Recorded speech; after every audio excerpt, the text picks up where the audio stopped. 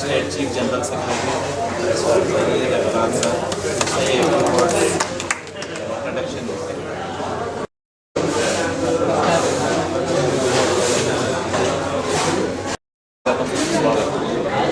అలాగే వచ్చినటువంటి వాళ్ళందరూ కూడా ఏదో ఒక వర్క్లో వాళ్ళు తమ తమ వర్క్ చేసుకుంటా కూడా వాళ్ళు ఈ హ్యూమన్ రైట్స్ గురించి పబ్లిక్ గురించి టైం కేటాయించి ఆర్గనైజేషన్లో జాయిన్ అయినందుకు ముందుగా మీ అందరికీ అభివృద్ధి.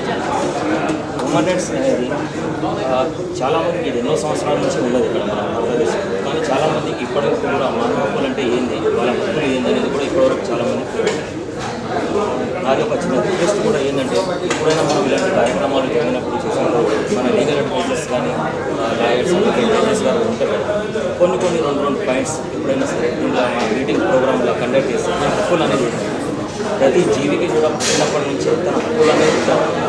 మనం ఒక చిన్న బేబీ కూడా భూమి మీద కాల్చినప్పటి నుంచి కూడా తను ఒక భారతదేశం పౌరురాలు కానీ ఒక హక్కు అనేది వచ్చేస్తుంది.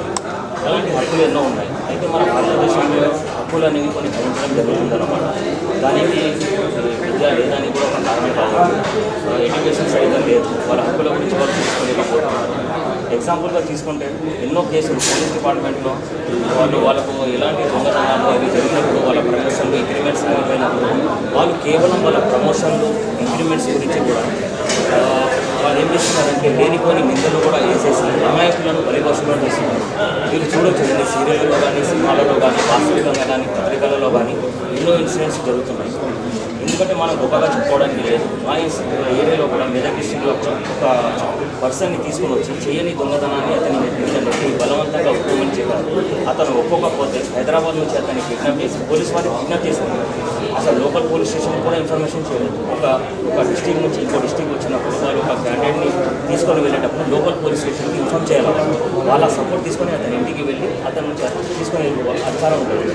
అలా ఏం చెప్పకుండా జీప్ తీసుకొని వచ్చారు. అతన్ని కొట్టుకుంటా తీసుకెళ్ళి ఇక్కడ నుంచి మెదక్ అంటే ఒక 100 కిలోమీటర్స్ వరకు జీప్లోని కాళ్లతోనూ బూట్లతో కొట్టకుండా అతన్ని పనిష్మెంట్ చేసుకుంటూ తీసుకెళ్ళి ఒక 5 రోజులు తిండి లేదు, ఏం లేదు, మొత్తం బట్టలన్నీ విప్పేసి తలకిందులుగా చేసేసి అతని 5 డేస్ టార్చర్ పెట్టి ఈ కిడ్నీస్ అన్ని ఫెయిల్ అయిపోయి అతను 6th రోజు చనిపోవడం జరిగింది. అలాంటి కేసులు కూడా మనం టేకప్ చేసేసి సిఐ ఎస్ఐ ఇతర కానిస్టేబుల్లను సస్పెండ్ చేయించే వరకు మనం ఒప్పుకోలేదు. అక్కడ సింగిల్గా కాకుండా ఒక టీం వర్క్గా మేము అక్కడ వర్క్ చేసామన్నమాట.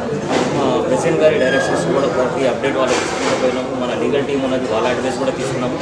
అక్కడ వీళ్ళ సస్పెండ్ కాకుండా కూడా అక్కడ ఉన్నటువంటి ఎస్పీని కూడా ట్రాన్స్ఫర్ చేయాలనేటువంటి ఒక విధితో మనం పనిచేసాం. అక్కడ దాదాపు 2 నెలలు మన ప్రయత్నం వల్ల ఎస్పీ కూడా ట్రాన్స్ఫర్ అయ్యారు.